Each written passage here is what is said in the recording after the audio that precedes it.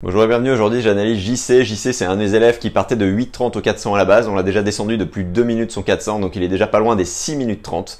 L'idée c'est de descendre maintenant sous les 6 minutes. Il a déjà réussi à réaliser à la suite de ce stage 3 x 100 en 1,29.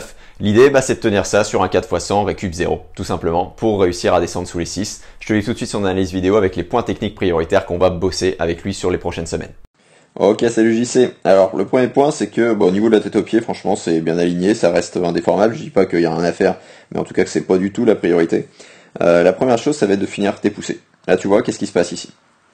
Il se passe ici que tu mets la paume de main à la cuisse, c'est bien, c'est ce que je demande, mais pour vraiment finir ta poussée, tu vois, là tu finis pas, tu tends pas ton bras au maximum, tu sors au maillot de bain.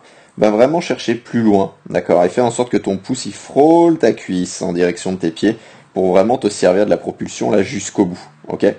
Et ça va te donner quand même un peu plus de vitesse, d'accord, pour engager éventuellement le bras un peu plus loin devant, et vraiment se sentir un peu plus encore glisser, en fait, finalement, gagner quelques centimètres, quelques dizaines de centimètres à chaque mouvement, ce sera encore mieux, forcément.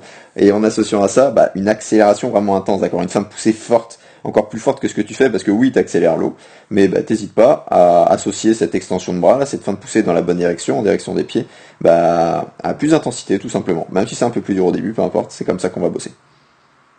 Le deuxième point, il va être sur l'entrée de tes bras dans l'eau. L'entrée de tes bras, tu vois, aux épaules. Là, tu vois, il y a un petit écart ici.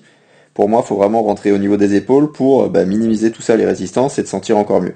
Bon, chose bien, c'est quand même que t'as pas de bulle quand tu rentres la main dans l'eau. Là, ça rentre correctement là-dessus. Donc là-dessus, c'est vraiment nickel. Mais tu vois, là, ici, surtout sur ce bras-là, j'ai l'impression, je vais y arriver un peu plus. Mais fais-le sur les deux bras, de toute façon, c'est aussi bien.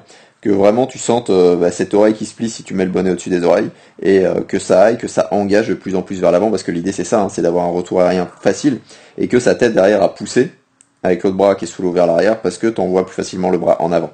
Surtout que là t'en es capable, vu où t'en es en termes de battement de jambes, tu vois, on voit vraiment boum, battement, t'engages le bras, et du coup tu bascules, boum sur la tranche de l'autre côté.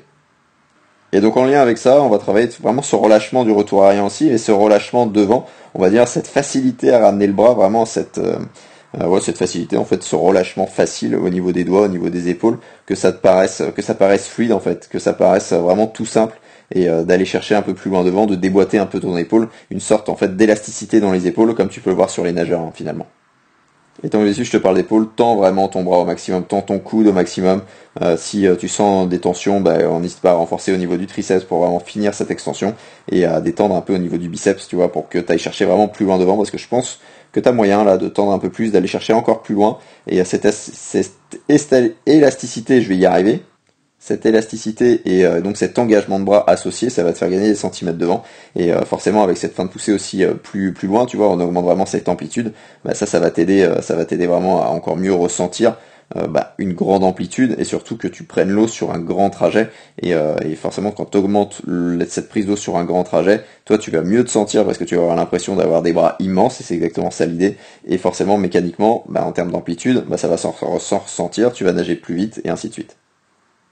Et donc le dernier point, il va être sur rester immergé, souvent et longtemps. Là tu vois, le bonnet passe un peu au-dessus de l'eau, donc là forcément le bras se dégage, donc l'épaule et le bras aussi ils passent au-dessus de l'eau, mais ça va être de rester tout à fait immergé le plus longtemps possible, avant ton inspiration, et après te remettre rapidement après ton inspiration. Vraiment le faire de manière continue, constante, et vraiment longtemps, de vraiment être un gros focus là-dessus, parce que si tu as l'alignement, ok c'est bien, et autant, d'accord, fais gaffe toujours à pas regarder trop souvent devant, aligne vraiment la nuque, et sans l'eau couler sur ta nuque, pour ressentir vraiment ces talons, tu vois, ici là quand tu nages, qui sont en surface à chaque fois que tu es sur le battement ascendant, donc comme ici, que tu es en haut du battement. Et ça clairement, c'est ce qui donne des sensations de fou, tu as le battement de temps, donc tu es capable de maîtriser cette immersion 100% du temps. Si toi aussi tu cherches un crawl vraiment plus en glisse avec un exercice que recommandent les milliers de triathlètes qui l'utilisent en ce moment, l'exercice de la paume magique, je te mets le lien en description, lien vers une semaine d'entraînement offerte avec 3 exercices en vidéo dont la paume magique. Je te laisse découvrir tout ça et je te dis à très vite.